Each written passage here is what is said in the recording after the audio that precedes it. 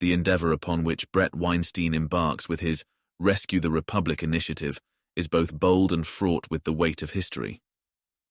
To herald a new era built upon the remnants of the Woodstock vision is no small task. For in the hearts of many, the Woodstock Festival of 1969 symbolizes an idyllic, if brief, moment of peace, love, and rebellion against the rigid confines of societal norms. Yet, the challenges of reconstituting a vision from half a century ago are steep, for the very principles Brett Weinstein now espouses: anti-war, informed consent, free speech, sound border policy, justice, sound monetary policy, pro-family, truth-seeking, stand in stark contrast and curious resemblance to the philosophical foundations of Woodstock. At first glance, Weinstein's 8 pillars may seem like a fresh clarion call, but upon closer examination, they hold a mirror to the 7 philosophical tenets upon which Woodstock stood: peace and love, alternative lifestyle, environmentalism, left-wing politics, political activism, non-traditional genderism, vegetarianism, and pro-arts. These foundations were radical in their time, seeking a break from what was seen as the oppressive and materialistic culture of the preceding generations. But how different are they truly from the prevailing sentiments of the modern left, which claims the legacy of Woodstock? Let us first examine Weinstein's anti-war pillar. It is a laudable pursuit, rooted in the righteous desire to prevent the suffering of innocents and curtail the destructive forces of imperialism. But was this not also the cry of Woodstock's adherents, who railed against the Vietnam War and sought to spread the message of peace and non-violence? And yet, despite the cries for peace, wars have raged on. Can Weinstein's revival of this pillar succeed where Woodstock's peace movement faltered, allowing nations to truly disentangle themselves from perpetual conflict?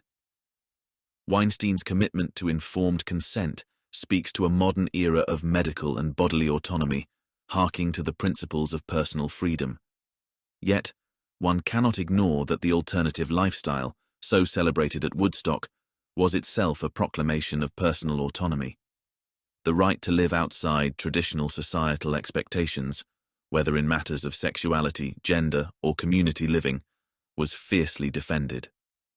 Thus, the notion of informed consent finds a philosophical kinship with Woodstock's defense of individual choice. Next, consider Weinstein's defense of free speech.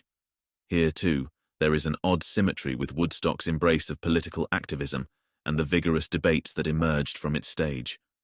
The Woodstock generation's speech was bold, unshackled from convention, and expressive of the political turmoil of the time. And yet today, the very movement that arose from Woodstock has birthed a cultural shift towards censorship and deplatforming in the name of protecting certain views. This begs the question: can Weinstein truly champion free speech without confronting the hypocrisy of those who now stifle dissent while claiming the Woodstock mantle?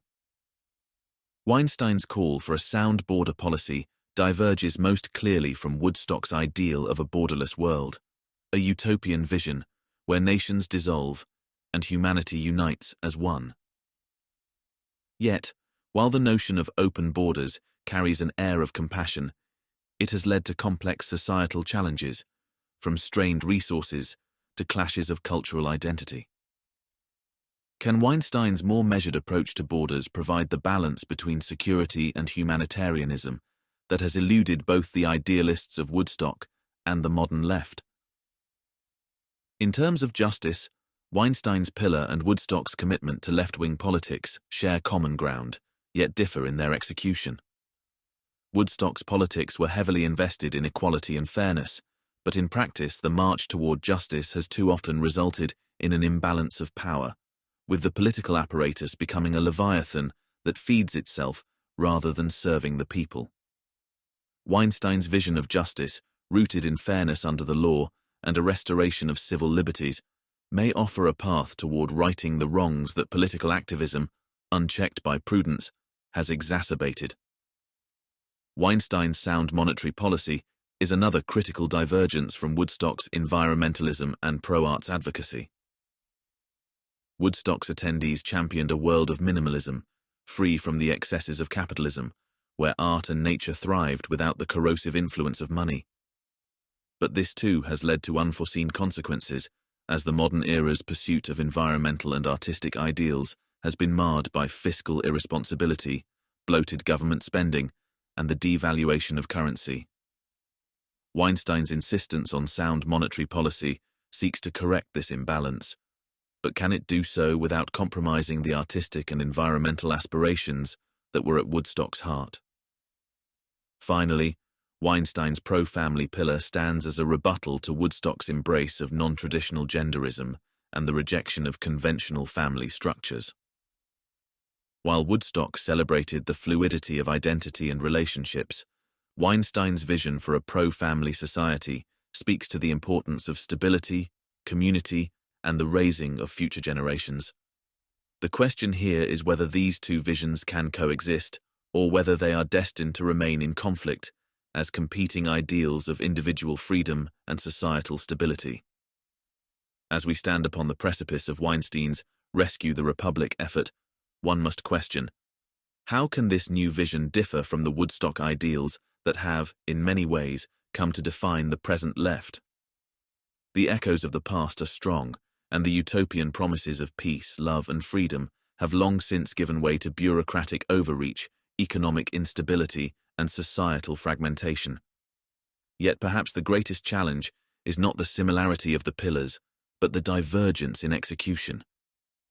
Can Weinstein's vision succeed where Woodstock's has faltered, ushering in a new era that truly balances liberty with order, idealism with pragmatism, and individual autonomy with the needs of society? Only time will tell if the Republic can indeed be rescued, or if we are destined to repeat the failures of the past.